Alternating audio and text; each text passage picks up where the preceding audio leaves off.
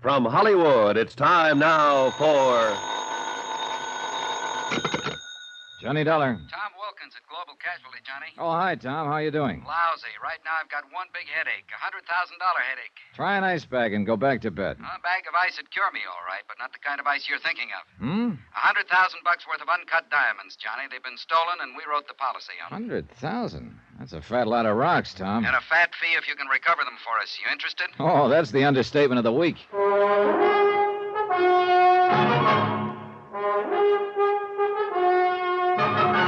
Tonight, and every weekday night, Bob Bailey in the transcribed adventures of the man with the action-packed expense account, America's fabulous freelance insurance investigator. Yours truly, Johnny Dollar.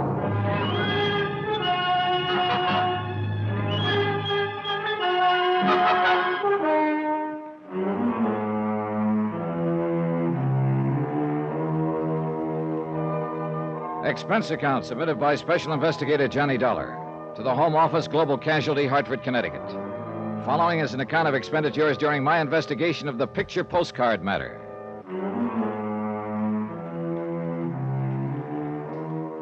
Expense account item 1, $1.25. Taxi to the office of Global Casualty, where Tom Wilkins was waiting for me. Looks like we're bucking a pretty well-organized outfit in this deal, Johnny. The way they pulled the job shows they'd planned it out pretty well. How did it happen, Tom, and where? The diamonds were being taken by special courier from Zurich, Switzerland to Amsterdam. They got lifted at the Zurich airport. How? The airport was crowded. The courier was carrying the diamonds in a leather briefcase strapped to his wrist. A fight broke out suddenly. In the confusion, the courier was slugged and the case cut loose from him. After which the fight suddenly stopped, huh? Yeah. It was obviously a rigged brawl. By the time the police arrived, the people involved had disappeared. With the uncut diamonds. Mm-hmm. Sounds like their timing was pretty good. Too good. How about the courier? You get a look at the guy who slugged him? No, it happened from behind. Anybody in the airport crowd able to describe the guys who'd rigged the brawl? Well, no clear description. Somebody mentioned that one of the men involved was stocky, sort of a bull neck. Oh, great. Probably only a couple of million people answering that description. True. Zurich police turn up anything? Not a thing. Well, look, Tom, I'm an insurance investigator, not a magician. You better get yourself another boy. Whoa, Johnny. We got one lead, and it could be enough if it's on the level. Oh? Well, let's have it. The robbery was day before yesterday. This morning, I got an airmail special delivery letter from Zurich. Here, take a look. Regarding the recent diamond matter, I have information which may enable you to recover them. For a reward. So I see. And he wants to talk to somebody about it. Yeah. And I nominate you. It's signed Sebastian. Any idea who he is? None at all. As you see, I was to reply to General Delivery in Zurich. I did. Told him you were the one. Uh-huh. How do I find him? Well, read on. You're to register at the Polo Hotel in Zurich. He or she will contact you there. You think it's on the level? I don't know. Could be a phony. Somebody trying to ace in and promote a fast buck. It's happened before. Sure, and this could be another one. But right now, it's the only lead we've got. We got to take a chance and go along with it. I can't say I care for the postscript here. Extreme caution necessary. Leads me to think there's one thing you'd better be real sure about, Johnny. What's that? That you don't get contacted by the wrong guy. And so, with the sun sinking slowly in the west and my morale slowly following suit, I said goodbye to my cheerful friend and set sail for distant shores. Item 2, $622 plane fare and incidentals to Zurich, Switzerland. It was a quiet, uneventful flight, and I had a lot of time to think. But I didn't much like what I was thinking. Whoever had lifted the uncut stones wouldn't exactly like the idea of an informant spilling the beans to me, and I had a slight hunch I'd be lucky if beans were the only thing that got spilled.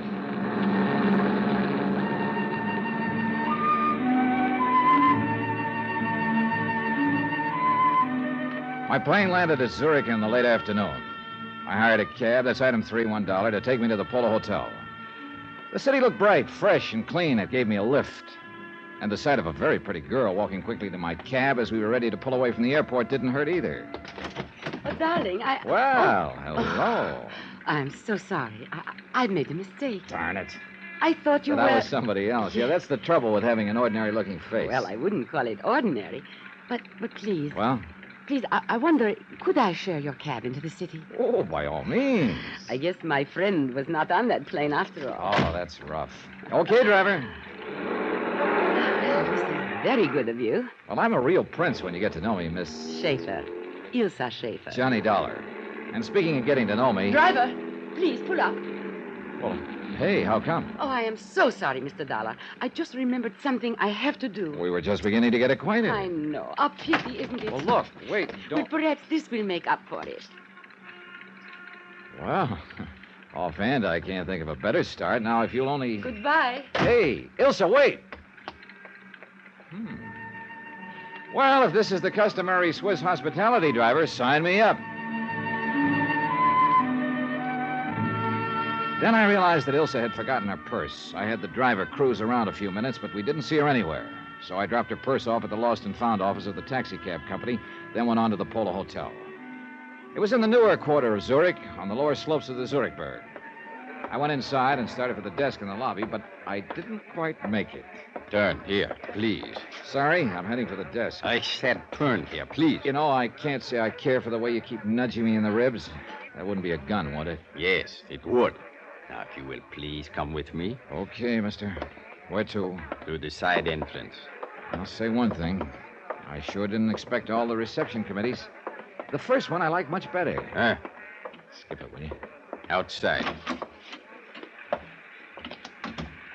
That car over there. Hey, look, isn't it about time you told me what this is all about? There's no use pretending you do not know. The diamonds. Oh. You think I've got them, maybe? I do not think. I'm sure of it. Well, this may come as a nasty surprise to you, mister, but I haven't- have no time to waste. She entered your cab with a purse. She? And Ilsa? And left without it. And she was, shall we say, very friendly to you. Oh, that I remember. And I have no complaints, believe me, but she didn't give me any diamonds. I warn you. They weren't in her purse either. They checked the contents at Lost and Found. Get into the car. Hey, look, this routine won't get you anywhere. Into the car. Hey, take it easy, friend. You're trying to poke a hole in my ribs. Okay, relax. Take it Into the car. I jerked the door open suddenly and I knocked him off balance. I swung at him, but he ducked and lunged at me. I went sprawling into the street in front of an oncoming car. One of the fenders hit me a glancing blow, and I bounced against the curb. By the time I could get to my feet again, my friend with a gun had disappeared, and so had his car. I wasn't hurt, but it took several minutes to convince the very scared cab driver who'd accidentally hit me. He should be scared. Expense account item 4, $12.75. Telephone call to Tom Wilkins at Global Casualty Bank in the States. I'm glad you called, Johnny. Any luck so far? No luck, but sure a lot of action. Well, what do you mean? Well, first off, an attractive little doll shares my cab for a few blocks, plants a kiss on me, and scrambles out, leaving her purse behind. What? Then a strong arm collars me and tells me the girl must have passed the diamonds to me in the cab. Oh, but that doesn't make sense. Well, anyway, that's what happened so far, plus my almost getting run over in the process. Look, Johnny, I knew this wouldn't be an easy assignment, but... Yeah, I know. Yeah. Don't worry, Tom. I'm still all in one piece. But I'm beginning to realize what Sebastian meant in his letter about extreme caution being necessary. Has anyone contacted you yet? No, only the aforementioned pair. No sign of this Sebastian, whoever he or she is. Well, I still don't understand Neither why... do I. Either the boys who stole the diamonds have lost them, or there's another outfit trying to get their hands on them. In which case, I'm right in the middle. Johnny, Sebastian's still our only lead. You got to give him plenty of chance to contact you. Yeah, I know. Will do. But be careful. Look, I'm with you, believe me.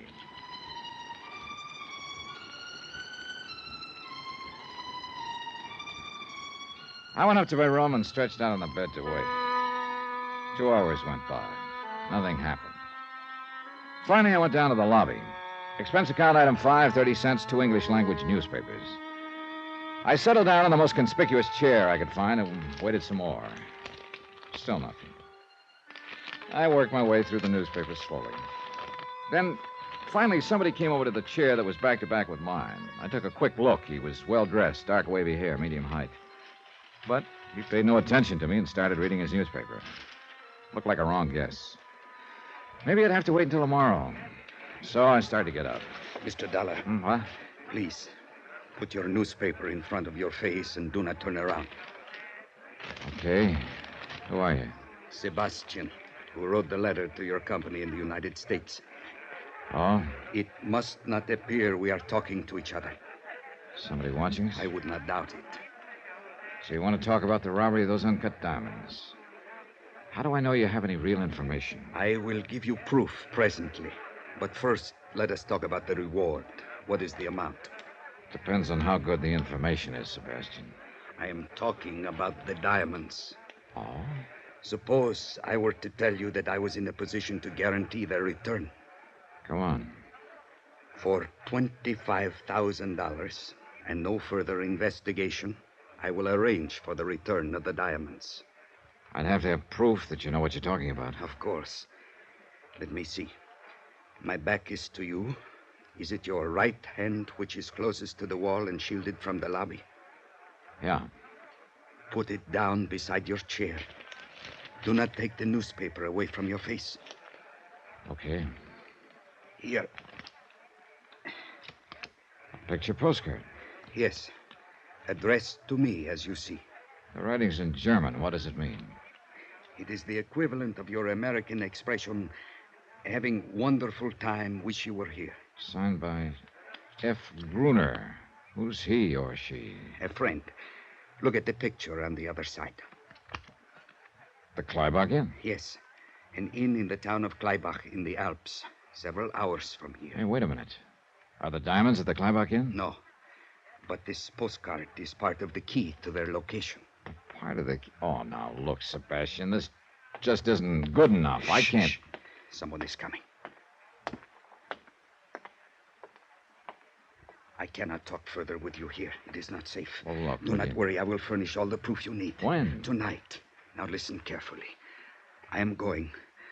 I will leave my newspaper on the floor beside my chair. Wait a few minutes, then get up.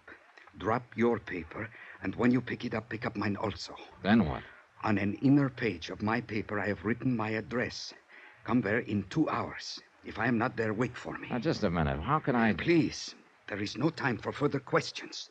2 hours, Mr. Dollar. In my room.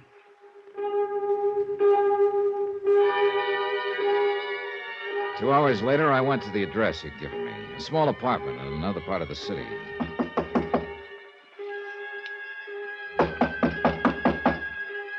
Now answer. He hadn't arrived yet. I went inside and waited. 15 minutes went by. No sign of Sebastian. And then something started pecking away at my brain, a faint sound. I finally pegged it. A dripping faucet. It came from the bathroom.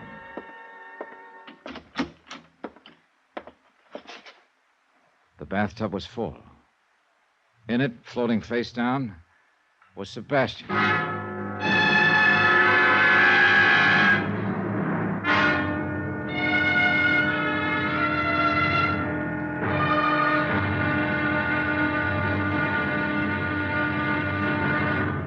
Now, here's our star to tell you about tomorrow's episode of this week's story. Tomorrow, a perfect stranger wants to get acquainted, and a beautiful girl asked me to go skiing.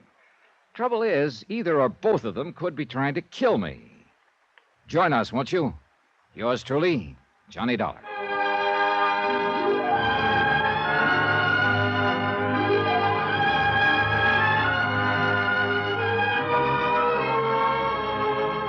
Yours truly, Johnny Dollar, starring Bob Bailey, is transcribed in Hollywood. Written by Robert Reif, it is produced and directed by Jack Johnstone.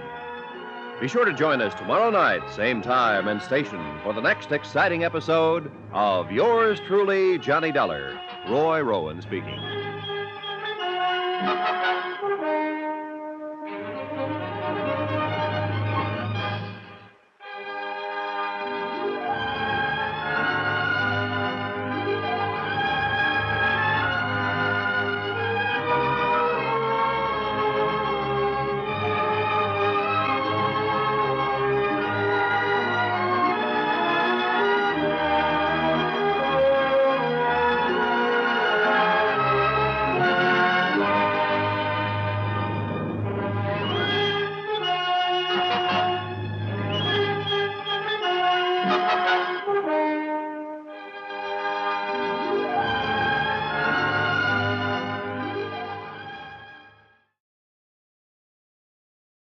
From Hollywood, it's time now for... Johnny Dollar. Inspector Herniger of the Zurich Police, Herr Dollar. Oh, yeah, Inspector. I talked to one of your men last night. Yeah, when you report the murder of this man called Sebastian. Yeah, any line on this killer? Not as yet. We are somewhat at a loss as to motive. That I think I can supply. So? Sebastian apparently had information about the robbery of some uncut diamonds here in Zurich. So? Yeah, and he was willing to sell his information. But somebody called off the sale permanently. So find the man who lifted the stones, and we'll have Sebastian's killer. Perhaps. You don't sound convinced. It appears quite possible, Herr Dollar, that Sebastian was killed by a woman.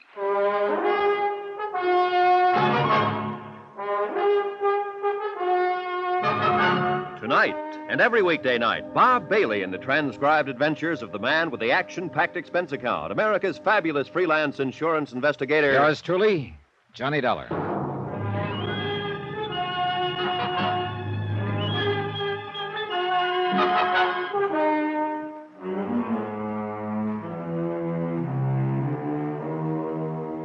Expense account submitted by Special Investigator Johnny Dollar to the Home Office, Global Casualty, Hartford, Connecticut. Assignment, the Picture Postcard Matter. Location, Zurich, Switzerland. Expense account continued.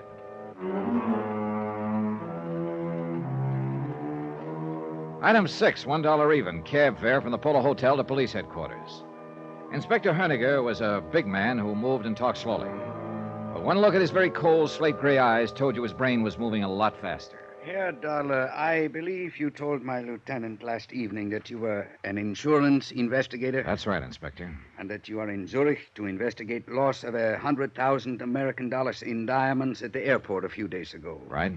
Well, perhaps you had better supply me with such background as you may have. Gladly. The robbery itself, of course, you know about. A fight broke out at the airport. We know that it was, as you say, rigged to create confusion. Yeah, and in the confusion, the courier who was carrying the stones was slugged. His briefcase was cut away from his wrist. Whereupon the assailants quickly melted away into the crowd. The exactness of their timing suggests that they were well organized and had planned a robbery in some detail. The next day, the company I'm representing got a letter from this man, Sebastian. He claimed to have information on the robbery and would help us recover the stones for a price. And you were sent to contact this Sebastian. Yeah. Or rather, I was sent here so that Sebastian could contact me. And did he? He did. But as it turned out, he practically had to stand in line. I am afraid I do not follow you. Well, first off, a very attractive young lady popped into my cab as I was leaving the airport for the hotel, asked to share the cab. Oh? 2 blocks later, she had the driver stop, planted a kiss on me, and jumped out. Indeed. You Americans seem to work fast, Herr Dollar. Yeah, I'm afraid I can't chalk up the incident to my personal charm, Inspector. She left her purse in the cab, and I gather the idea was to make somebody else think she'd passed the diamonds to me. And who would this somebody else be? A guy who jumped me in the lobby of the Polo Hotel. He was pretty convinced I had the stones. And how would the dead man Sebastian fit in? Well, it's my hunch. Sebastian was a member of the outfit who stole them in the first place. He could have been trying to play both ends against the middle. How do you arrive at that conclusion? Well, look, we know there were several members of the group. Okay, so they're bound to take a big loss when they fence the diamonds. They'd be lucky to get half the value, which would be $50,000. True. Split 3 or 4 ways, that would cut the shares down considerably. But if Sebastian could engineer the return of the stones and collect a $25,000 reward for it, he'd be way ahead of the game. And Sebastian was secretly negotiating with you. Yeah, behind a newspaper in the hotel lobby. He wanted me to meet him in his room later so we could talk. I went there. I found him in the bathtub dead. And he had given you no specific information as to the location of the diamonds. Only this, Inspector. A picture postcard. Uh-huh. The Kleibach Inn. He told me Kleibach was a small resort village up in the Alps. I know the place. The card is addressed to Sebastian and signed by F. Gruner. He said Gruner was a friend of his. Perhaps the diamonds are at the Kleibach Inn. He said no, that this card was only part of the key to finding them. And he gave you no indication as to what the rest of the key to their location was? No, none at all. I gathered that's what we were going to talk about in his room later. But somebody else apparently had different ideas. Yeah. Say, look, you said over the phone that Sebastian's killer could have been a woman. Well, he was struck on the head from behind, but only hard enough to stun him. His death was due to drowning in the bathtub. Many times in our experience, women have chosen such a method. The woman, then, could be Ilse. Yeah. Or perhaps one of Sebastian's gang who learned of his plans. Very annoying, Herr Dollar. Many possibilities. But nothing tangible. Well, I'm heading for that place on the postcard, Inspector. The Kleibach Inn? Yeah. At this point, part of a key is better than none.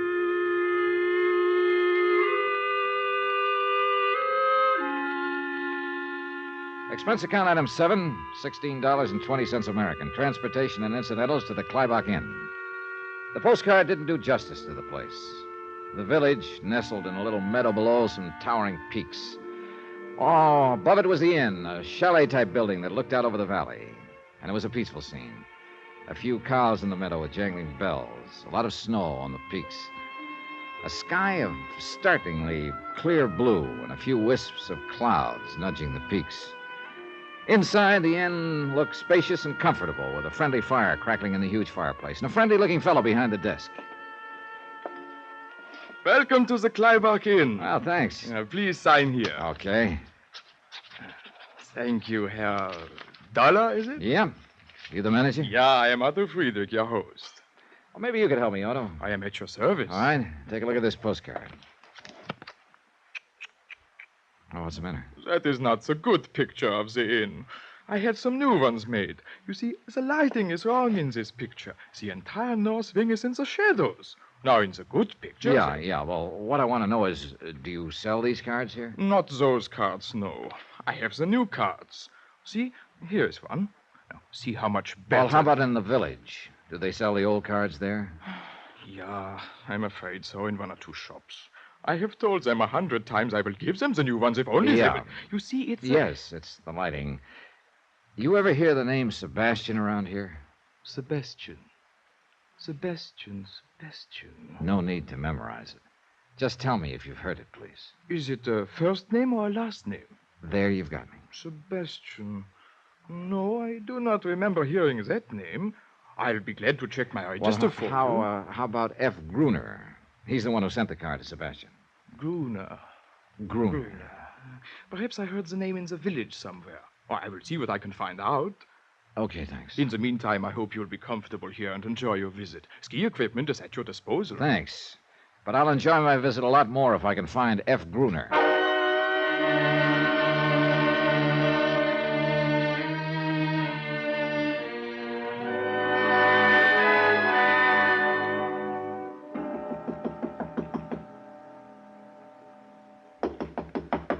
Okay, coming.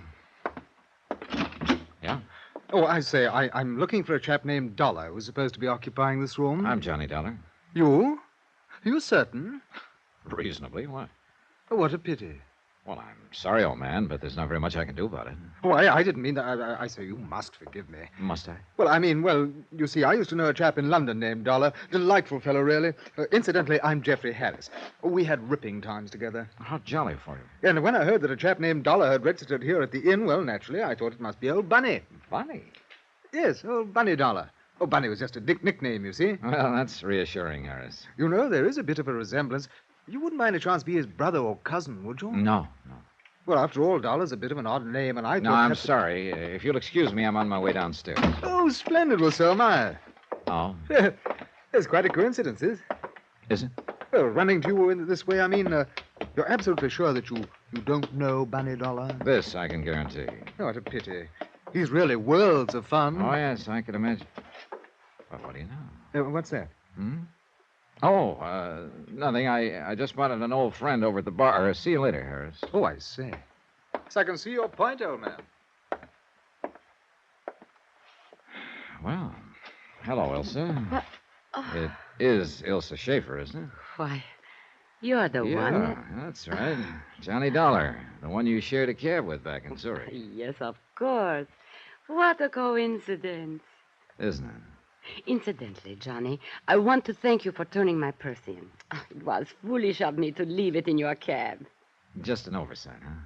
Well, yes, of course. I mean, you didn't by any chance leave it in the cab on purpose, huh? Well, of course not. Why would I do a thing like that?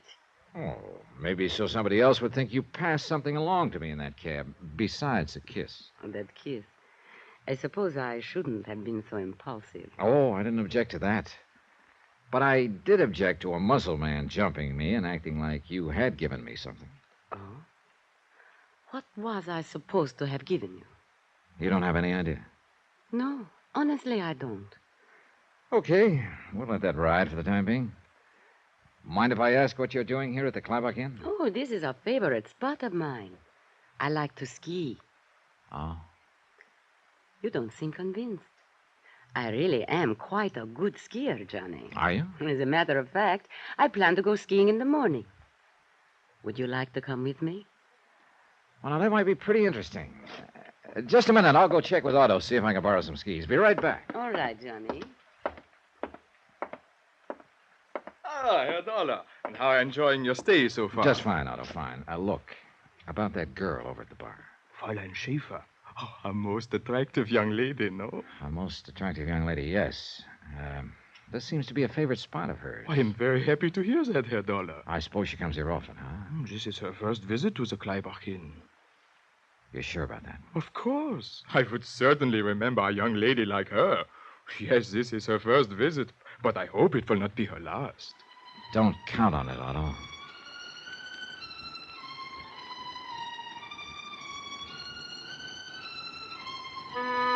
So Elsa was lying about coming here often. It could mean she'd lied about a few other things, too, like leaving her purse in my cab accidentally. She might have been trying to make it look like she'd passed the stolen diamonds on to me and thus take the heat off herself and whoever she was working with. I remembered what Inspector Honegger had told me, that Sebastian's killer could be a woman. I went back to the bar. Did you arrange for the skis? Yeah, I guess I'm all set. Good. Tomorrow morning, then. All right, where? Well, I had in mind the North Slope, but perhaps you would not like that. Why not? Some people consider it too dangerous. Oh, I don't think I should worry about the danger, do you? After all, Elsa, I'll be in the best of hands. Thank you. I'm sure you'll take good care of me. I will certainly try to, Johnny.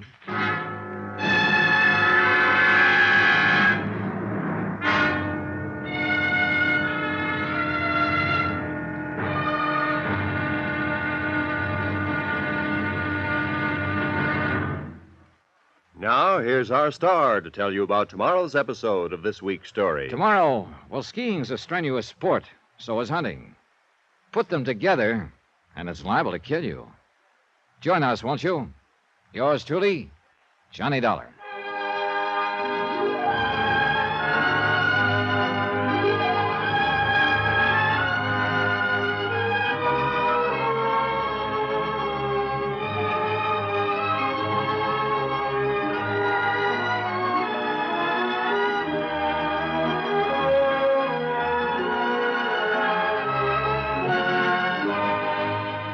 Yours truly, Johnny Dollar, starring Bob Bailey, is transcribed in Hollywood. Written by Robert Reif. It is produced and directed by Jack Johnstone. Be sure to join us tomorrow night, same time and station, for the next exciting episode of Yours truly, Johnny Dollar. Roy Rowan speaking.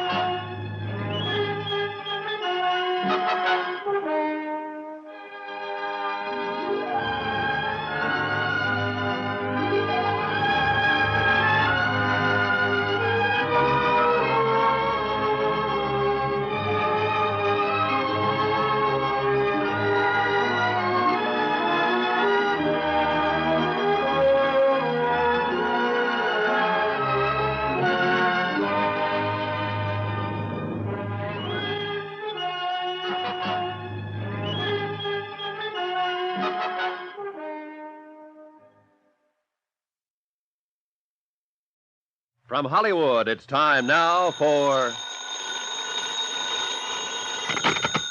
Johnny Dollar. This is Otto, the innkeeper. I have a telephone call for you from Police Inspector Honegger in Zurich. I will put him on. Go ahead. Hi, Inspector. Any line on Sebastian's killer? Not yet, Herr Dollar. That also means no line on the stolen diamonds, huh? I do not know. You recall the picture postcard Sebastian gave you before his death? The picture of the Kleibach Inn? Sure. He said it was part of a key to the location of the diamonds. That's why I came up here to the inn. But I haven't found any sign of them. We have been watching Sebastian's apartment. This morning, the second part of the key arrived in his mailbox. Another postcard? Yes. I am sending it on to you. See what you can make of it. Looks like we're in the middle of a game of some kind. Have you been able to locate the missing murder suspect, Ilse Schaefer? I've not only located her, in 5 minutes I'm going skiing with her. What? Herr Dollar, do you think that is wise for you? It's one way of finding out if she ties in. I just hope it doesn't turn out to be the hard way.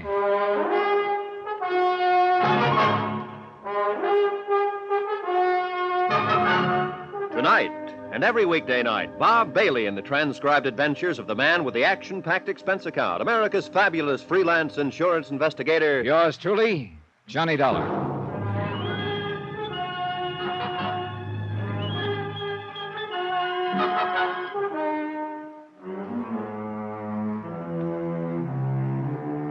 Expense account submitted by Special Investigator Johnny Dollar to the Home Office Global Casualty in Hartford, Connecticut. Assignment, the Picture Postcard Matter. Location, Kleibach, Switzerland. Expense account continued. Item 7, $3 American, rental on ski equipment. Ilse Schaefer told me she'd come to Kleibach to go skiing, and I wanted to make sure that was her reason. There'd been too many coincidences about her to suit me. First, the way she'd popped into my cab in Zurich, then popped out 2 blocks later, leaving her purse behind. Right after that, I'd been jumped by a strong arm who was sure Ilse had passed the stolen diamonds to me. And now she turns up suddenly at the Kleibach Inn. I spotted her waiting for me at the ski lift. Come on, Johnny. You're late. In her skiing outfit, she could have passed for Miss Switzerland. But one nasty little thought kept coming into my brain, kept marring the picture. She could also be Sebastian's killer. We rode the lift up to the top, then took off along the ridges. She skied like she was born to it, easy, smooth, and gracefully. It had been 4 years since I'd last been on skis, and as I struggled to keep up with her, I must have looked like a rusty snowplow. We worked our way out on the crest of one of the ridges. Let's stop here a moment. Well, that suits me fine. You winded? This is not exactly sea level. You'll get used to it. You see, I really can ski, Johnny. Oh, that's an understatement. Do you have a cigarette? Yeah, sure. Here.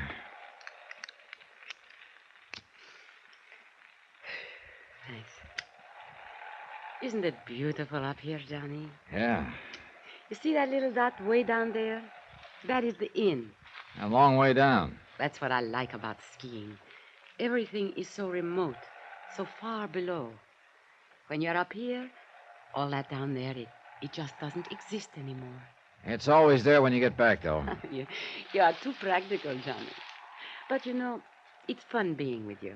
Thanks. I still can't get over it. What? Well, the coincidence that I should share your cab in Zurich and then run into you again at the Kleibach Inn. But I am glad, aren't you? Can't say that I... Johnny! Must have come from that other ridge behind the rocks. Closer. We're sitting ducks on this ridge. Quick! Down the left side of it. There is a shortcut. Let's go. Keep low, Elsa. Who could be shooting at us? We'll figure that out when we get out of range. Oh, He's still right with us. we'll be out of sight in a moment. Could be a moment too late. There. We are past the shoulder. Yeah. Slope's pretty steep here. This is the quickest way. The shoulder of the ridge will keep us out of sight. Maybe. What do you mean? We get going much faster and we're going to take off. Hey, ahead of us, a cliff. Johnny, stop! What do you think I'm trying to do? Johnny, watch out! Can't Johnny! Oh, brother. Johnny, 4 feet more and I'd... thank heaven. This was a real great route you picked, Ilsa. Oh, I can't tell you how sorry I am. Sorry I didn't go over the edge. Oh, of course not. I mean, I'm sorry that in the excitement, I forgot about the avalanche. Avalanche? Yes, several months ago. It took away part of the slope and left this sheer drop. Forgot about it, huh? Well, I just told you I did. I noticed you didn't have much trouble stopping in time. But I was behind you. Oh, yeah, that's just where you were, behind me. What are you trying to say, Johnny? Just that this is one coincidence too many, Ilsa. We just happened to stop on the top of the ridge, right where I make a grade A target. Then you just happen to forget there's a sheer drop on this shortcut you got me to take. But I explained Come on, we're that... going back to the inn.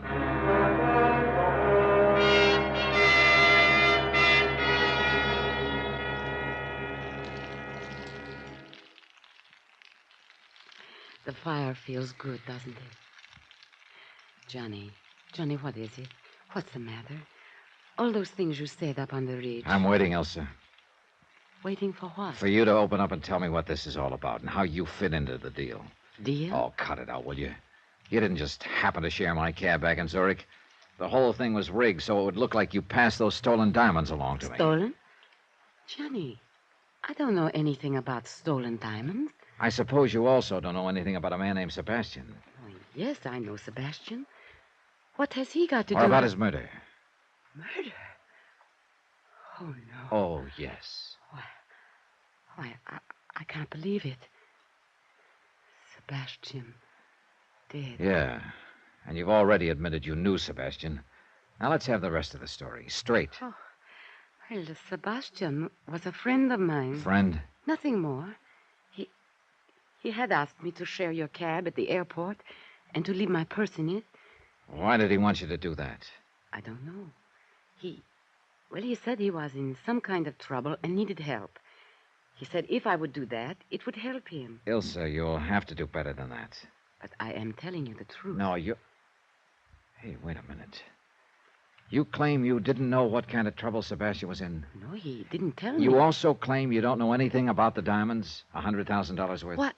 I read about that in the newspapers, but... Oh, wait a moment. Are you saying that Sebastian was involved in it? Up to his ears. I'm sorry to hear that, Johnny. But you must believe me. I did not know anything about it.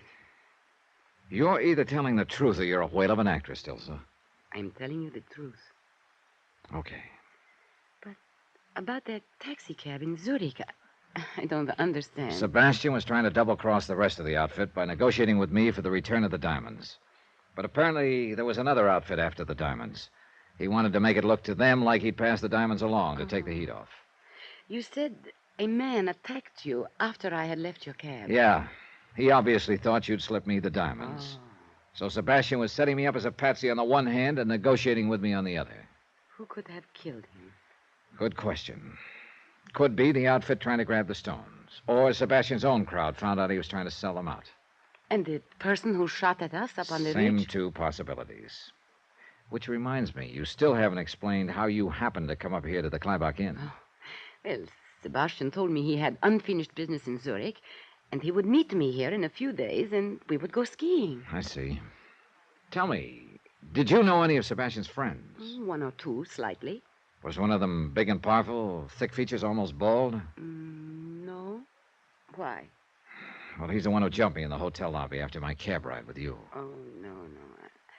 I am certain I would remember him the way you describe him. Oh, there was a man Sebastian spent a great deal of time with, but he was short and stocky with very thick neck. Well, that fits the description of one of the men in the robbery at the Zurich airport. Do you know his name?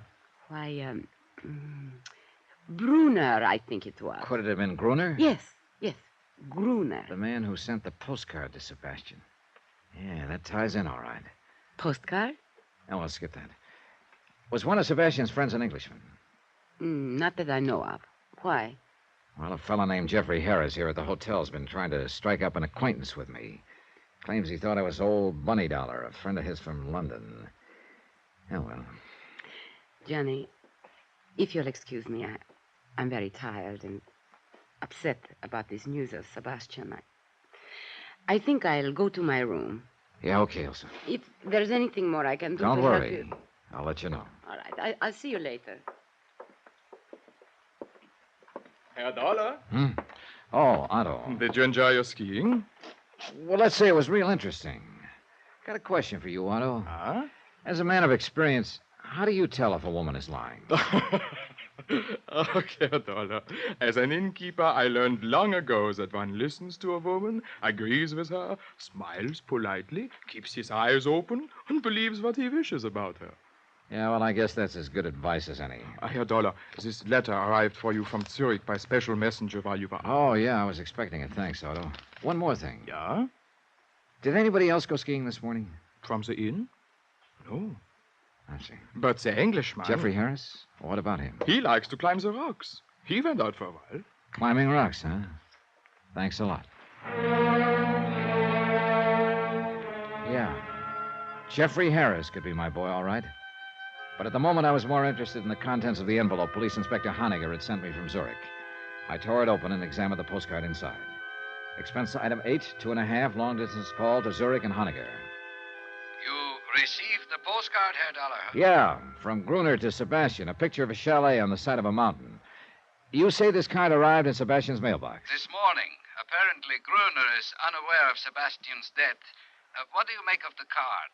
Well, the chalet in the picture is sort of a small halfway house for skiers. Is it attended? No, empty most of the time. Herr Dollar, possibly the first postcard of the inn was simply for the purpose of guiding Sebastian to Kleibach.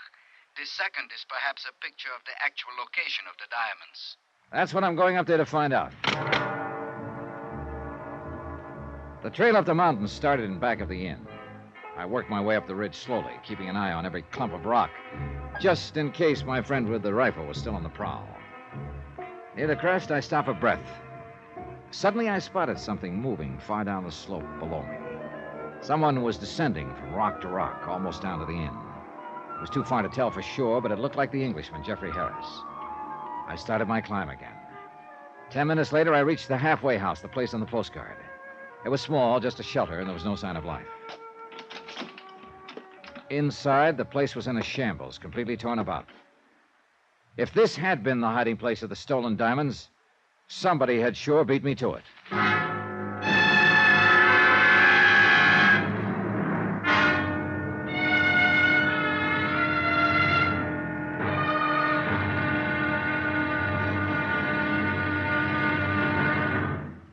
Now, here's our star to tell you about tomorrow's episode of this week's story. Tomorrow, a third part of the key turns up in the form of a corpse.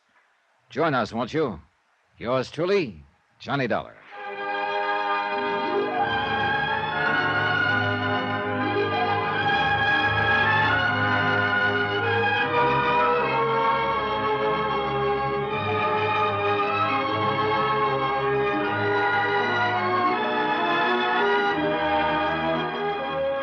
Yours truly, Johnny Dollar, starring Bob Bailey, is transcribed in Hollywood. Written by Robert Reif, it is produced and directed by Jack Johnstone. Be sure to join us tomorrow night, same time and station, for the next exciting episode of Yours truly, Johnny Dollar. Roy Rowan speaking.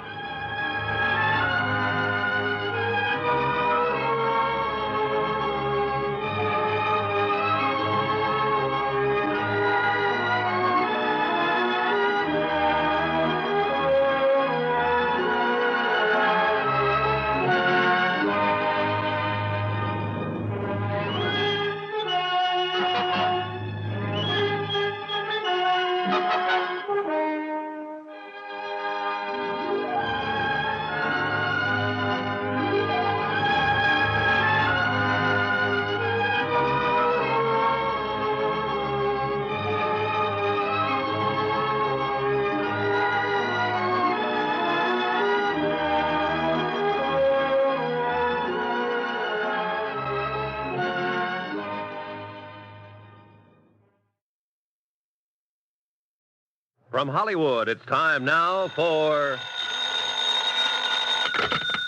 Johnny Dollar. Inspector Honegger of the Zurich Police, Herr Dollar. Hi, Inspector. Where are you? Downstairs in the lobby of the inn. I came up from Zurich to see if that picture postcard I sent you was of help in locating the stolen diamonds. Afraid not, Inspector. I located the chalet on the postcard, all right. It's sort of a shelter for skiers up on a ridge. Well? Well, when I got there, the place had been turned upside down. If the diamonds were hidden there, somebody sure beat me to it. I see. So it looks like we're at a dead end. Perhaps not. What do you mean? You recall that in Zurich, a large man attacked you thinking that you had the diamonds? Recall it. I've still got the lumps to prove it. What about him? A man answering that description bought a railroad ticket here to Kleibach last night. Oh? We have reason to believe that he is somewhere here in the village now. That could mean that the diamonds that he and you are looking for are here after all. I'll be right down, Inspector.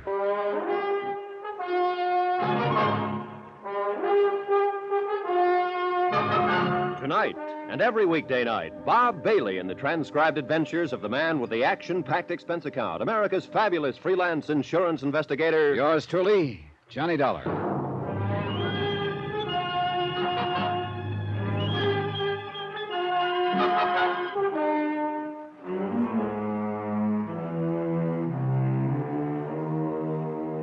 Expense account submitted by Special Investigator Johnny Dollar.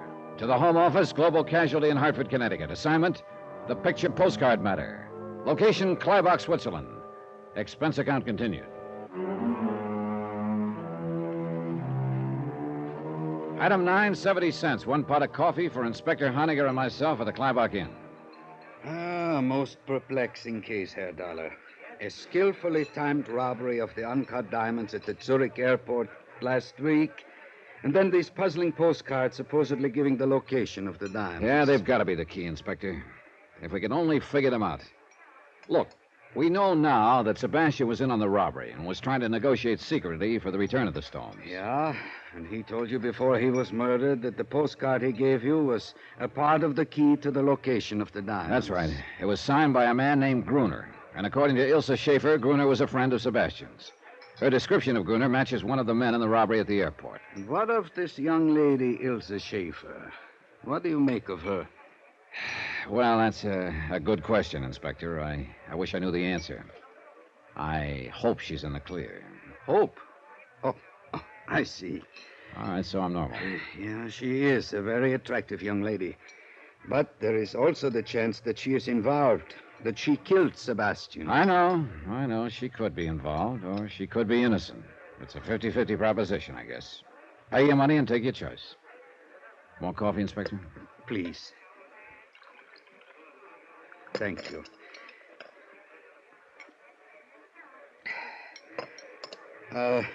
What is her story? Well, I finally got her to admit she didn't share my cab in Zurich and leave her purse in it just by coincidence. It was Sebastian's idea to make it look like she'd passed something along to me. But why would Sebastian wish to make it appear that you had the diamonds if he was trying to negotiate with you for their return? That does not make sense. Actually, I think it does, Inspector. It could go together this way. After the robbery, the gang split up. Gruner was to hide the diamonds, then get word to Sebastian as to their location. Of this much, we are fairly certain. Okay. But now, Sebastian gets the bright idea of double-crossing his buddies. He gets in touch with the insurance company I represent, and they send me to Zurich to negotiate with him. I still do not... In the meantime, though, another outfit has moved into the picture and is trying to grab the stones from Sebastian and his boys. Yeah, that would explain many things. Sure it would. That's why he rigged that deal with Ilse in my taxicab, to make it look to the other outfit like I had the stones. That would take them off his neck for a while. Yeah, he was playing me for a patsy. But I've got to admit it was a pretty fair scheme. Then later, Sebastian contacts you and gives you the first postcard. Mm-hmm. He tells you it is part of the key to the location of the diamonds. That's right. But Sebastian didn't move fast enough, so he wound up dead. But his confederate Gruner sent him a second card. Oh, probably mailed before Sebastian was killed. It is possible. Now, the first postcard is a picture of this Kleibach Inn. Yeah, and according to Otto, the innkeeper, it's not the best picture of the inn. I asked him about Gruner. He said he thought he'd heard the name somewhere, but that Gruner hadn't been a guest here. Perhaps he is down in the village. Well, I'm going to check that today. But if the diamonds are in the village, why the postcard of the inn? And why the second postcard of the ski hut on the ridge? I do not know. Is there anybody here at the inn that you suspect of being an accomplice of Gruner and Sebastian? Ilse Schaefer, for one. She claims Sebastian told her he'd meet her here in a few days for some skiing. I see. Anyone else? An Englishman named Jeffrey Harris. He seems pretty interested in me. Claims he thought I was a friend of his from London. He might be telling the truth. Yeah, he might be. But I found out he likes to climb mountains. And he was up there somewhere this morning when Ilse and I were skiing and got shot at.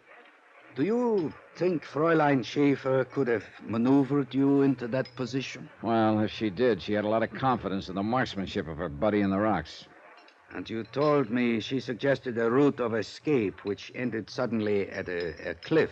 Which I almost went off of. Yeah, Inspector, I hate to say it, but she could be the one. And I've got to find out one way or the other. Which means I'm going to stick pretty close to her for the time being. I gather that prospect is not entirely unpleasant to you. But be careful, Herr Dollar. She could be dangerous. So could Jeffrey Harris. On my way to the ski hut this afternoon, I spotted him down the mountain from me. And the ski hut had been torn apart. Yeah. If the diamonds were there, they're gone now. And Harris could be the boy who beat me to them. If he or anybody attempts to leave Kleibach, one of my men at the railroad station will report it. Well, I must be getting back to Zurich, Herr Dollar. Who knows? Perhaps these postcards are just decoys. And the stones are still in Zurich? No. No, I'd bet my bottom dollar they're here in Kleibach somewhere. If I could only figure out the meaning of those postcards. Yeah. Otherwise, why would the man who attacked you in Zurich have come here? He must be hiding out in the village somewhere. Well, perhaps I can turn up something else of help in Zurich. Right now, Inspector, anything would be of help, believe me. After Inspector Honegger left, I studied the postcards again, but I got nowhere. One of the inn, the other the ski hut. But what did they mean? I went out on the balcony outside my room and looked up at the mountains. But I couldn't see the ski hut from there. A ridge was in the way. I did see something else, though. 3 rooms down the balcony, Jeffrey Harris's French doors were open. His room was empty. So I decided to have a look. I wasn't sure just what I was looking for. Something, anything that would indicate whether or not Harris was involved in the whole thing. I worked my way to the closet, turning up one big nothing. His clothes were hung neatly in place, and in one corner was stacked some climbing gear. I reached around behind it, and my hand touched metal. I pulled it into view. A rifle with a telescopic sight. I sniffed at the barrel. The gun had been fired recently.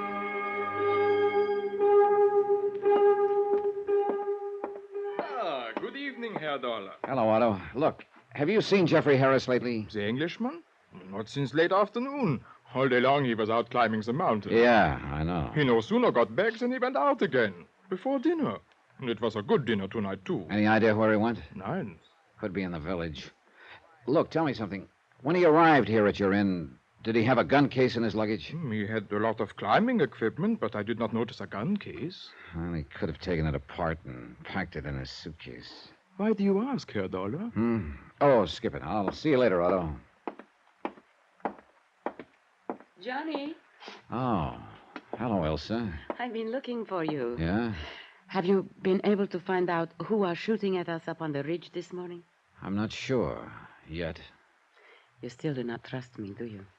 I don't know, Elsa. What can I do to prove to you that I am not involved? In what? Anything. The diamond robbery, the murder of Sebastian, the attempt on your life this morning. I like you, Johnny. I don't want you thinking such things about me. Look, let's talk about it later on. Why not now? I have to go into the village. Well, perhaps I could go with you, Johnny. Do you mind? No. Matter of fact, that might be a good idea.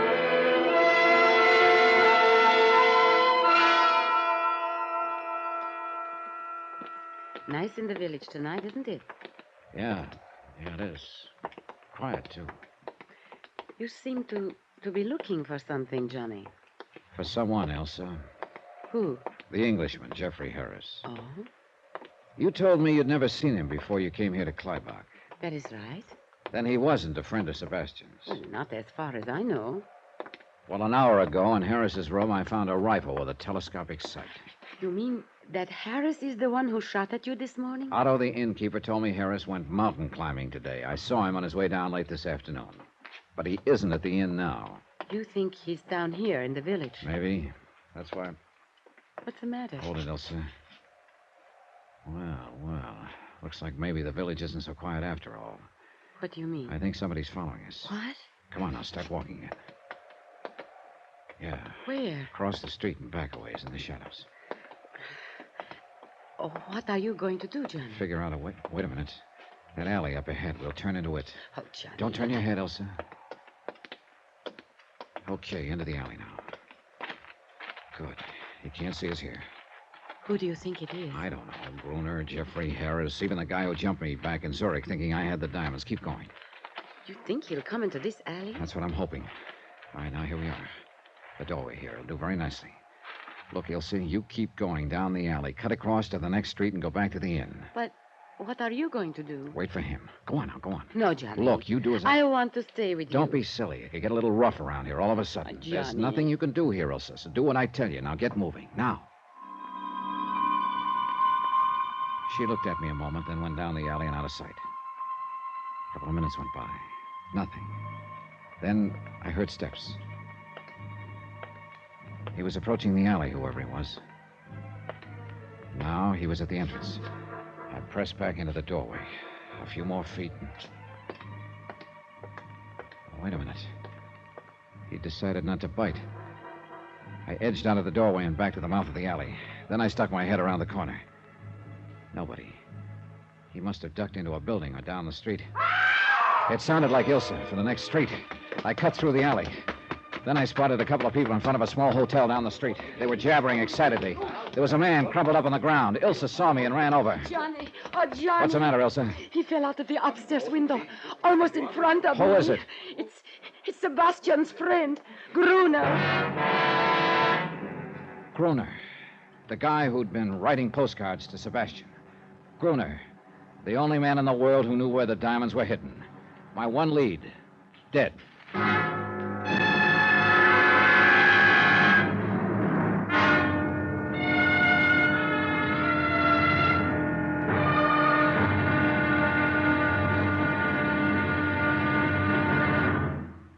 Now, here's our star to tell you about the final episode of this week's story. Tomorrow, the wind-up. I find out some people will not hesitate to kill anyone who gets in their way. And that's not so good when the man in the way is me. Join us, won't you? Yours truly, Johnny Dollar.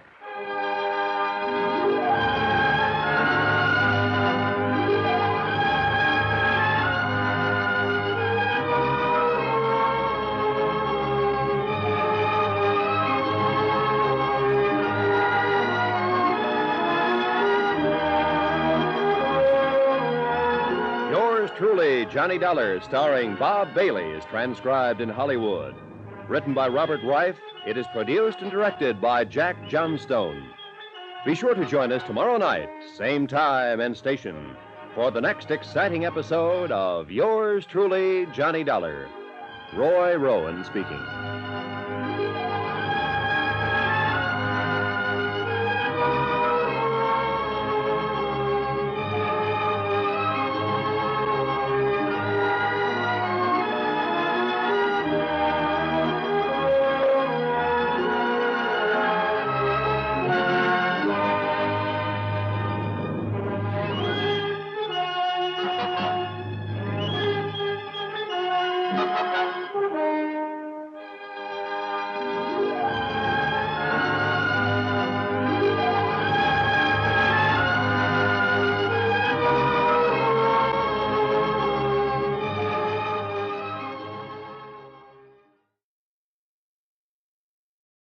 From Hollywood, it's time now for...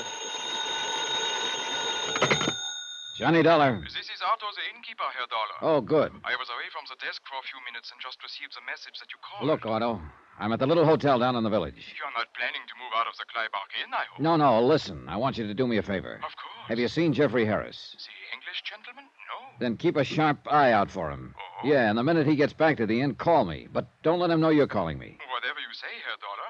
But is something wrong? Plenty. This man named Gruner I've been looking for. You have found him? I've found him, all right. Dead. What? And it looks like his killer is here at this hotel.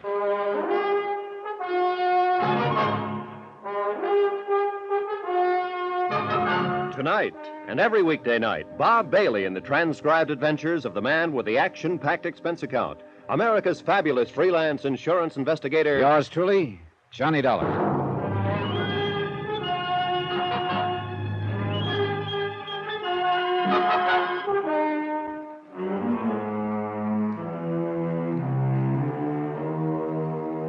Expense account submitted by Special Investigator Johnny Dollar, location Kleibach, Switzerland. To the Home Office, Global Casualty, Hartford, Connecticut. Assignment, the Picture Postcard Matter. Expense account continued. The murder of Gruner meant that I had lost the one solid lead I had on the whole case. Unless, of course, I could round up whoever put him away. Item 10, $1 to the desk clerk for watching the rear entrance of the hotel in case the killer should try to get out that way. Well, what are you going to do, Johnny? Go upstairs and take a look. I'm coming with you. No, stay here. I won't. I'm coming with you. All right, I don't have time to argue. Now tell me again just what happened, Ilsa. You realized we were being followed along the street. You decided to wait in that alley, and I was to cut through to this street and go back to the inn. Yeah. Go on. Well, when I got to the street, I heard a man cry out. Then I saw Gruner fall from an upstairs window. He was dead. He fell from a corner room? Yes. Well, that'd be this door over here. Okay. Get back against the wall, Elsa. All right. Be careful, Johnny. Yeah.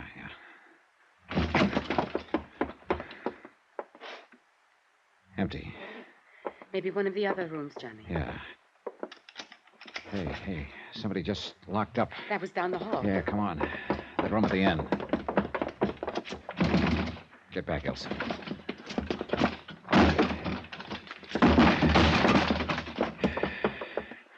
Gone. The window. Yeah. Oh, great. A fire escape. Uh-oh. You see someone, Just Johnny? a flash as he disappeared around the corner. Could you recognize There him? wasn't much light, but it looked like the big boy who jumped me back in Zurich. Then it was he who killed Gruner. Could be. And Gruner was my last lead to those stolen diamonds. You think that man who got away now has them? I don't know. If he does and tries to leave town, Inspector Honegger's man will pick him up at the railroad station. Well, let's go back to the inn.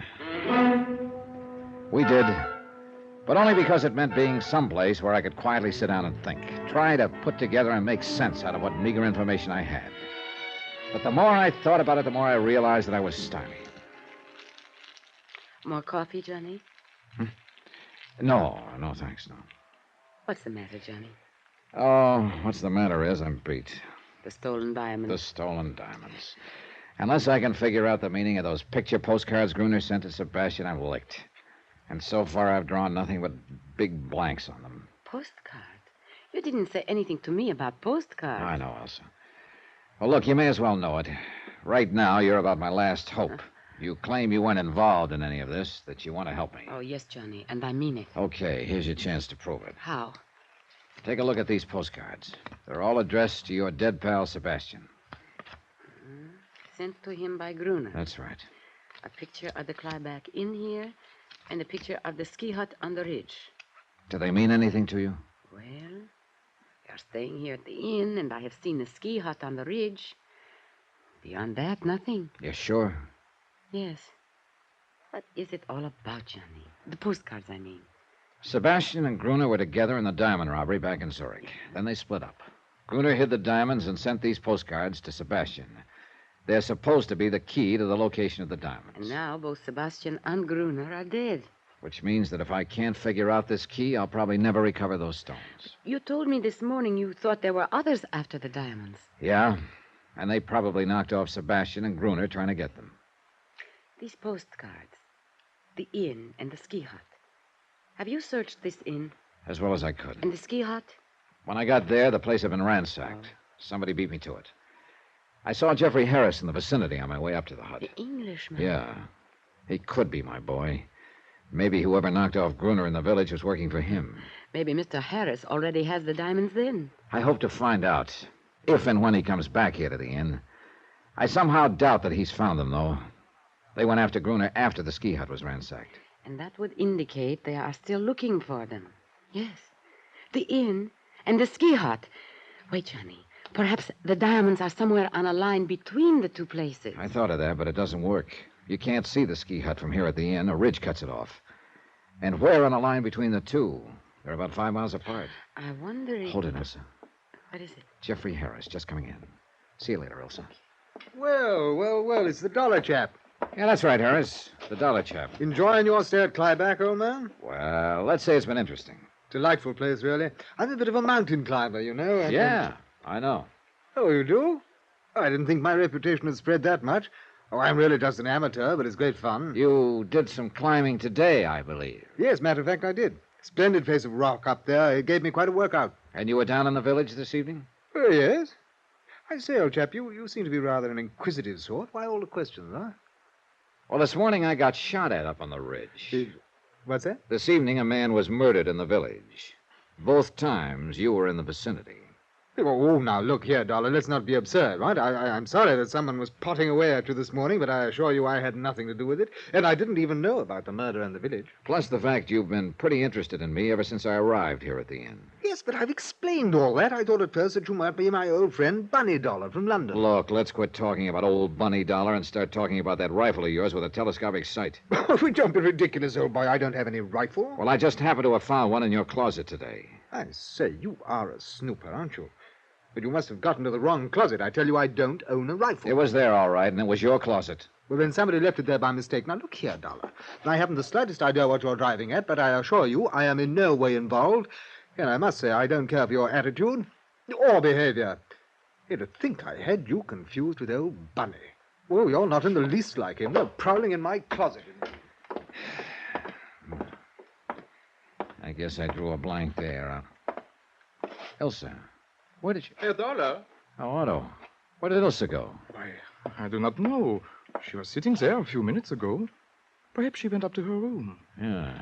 Herr Dollar, this man you were looking for, Gruner. I'm not looking for him anymore, Otto. Like I told you over the phone, he got himself killed in the village this evening. I know.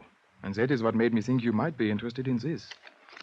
Oh, hey, another postcard. Where'd you get it? It arrived today. It was addressed to the man called Sebastian in care of my inn. That means Gruner didn't know Sebastian was dead. Hey, this could be the missing part of the key. Key? A picture of the village square. Does that mean something to you, Herr Dollar? I'm sure it means something, all right. But I'm not sure what. I went to my room and put the 3 postcards side by side. The inn, the ski hut on the ridge, and the village square.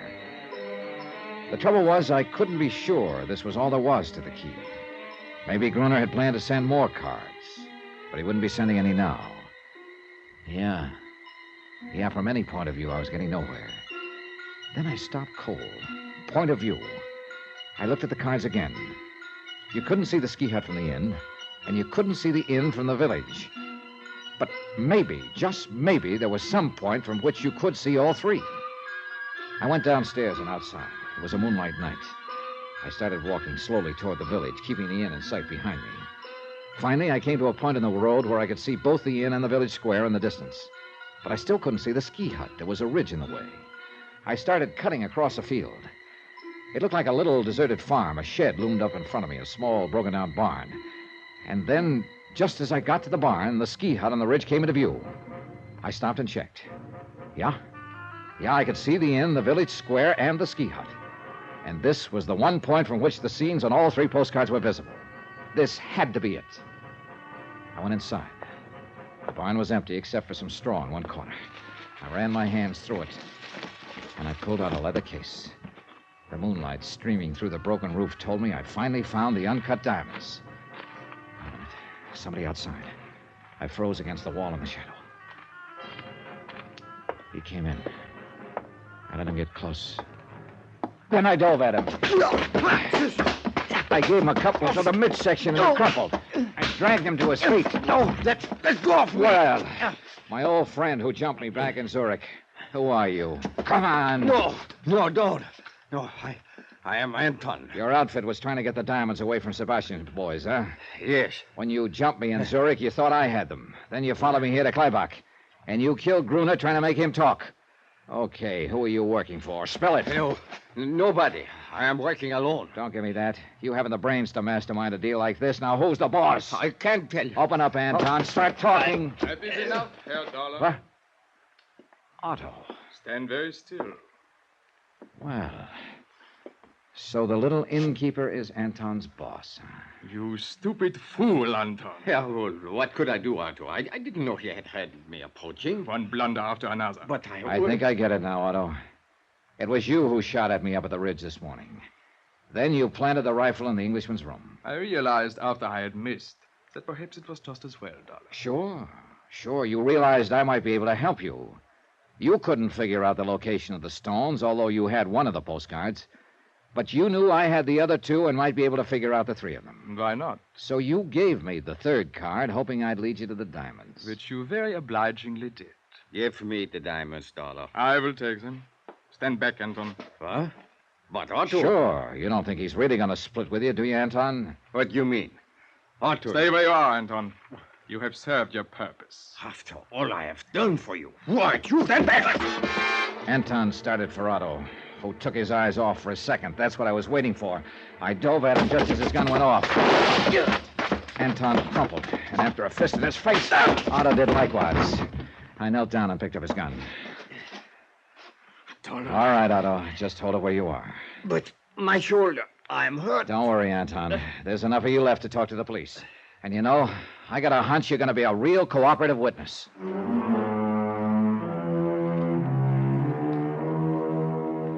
Expense account, 14th and final item, $678.50, transportation and incidentals home. Total expenses, $1,723 even. Remarks?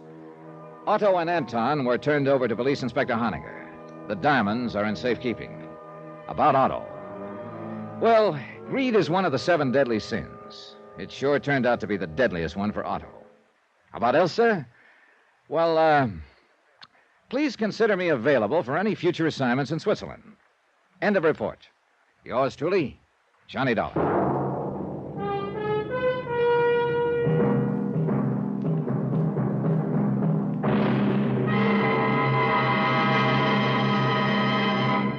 Now, here's our star to tell you about next week's story. Next week, there's uranium, they say, in the Arizona hills. There's also a killer with 3 victims behind him, and he's looking for another. Join us, won't you? Yours truly, Johnny Dollar. Yours truly, Johnny Dollar, starring Bob Bailey, is transcribed in Hollywood. Written by Robert Reif, it is produced and directed by Jack Johnstone. Heard in our cast were Lucille Meredith, Victor Perrin, Forrest Lewis, Stan Jones, and Ben Wright. Musical supervision by Amerigo Marino. Be sure to join us on Monday night, same time and station, for another exciting story of yours truly, Johnny Dollar. Roy Rowan speaking.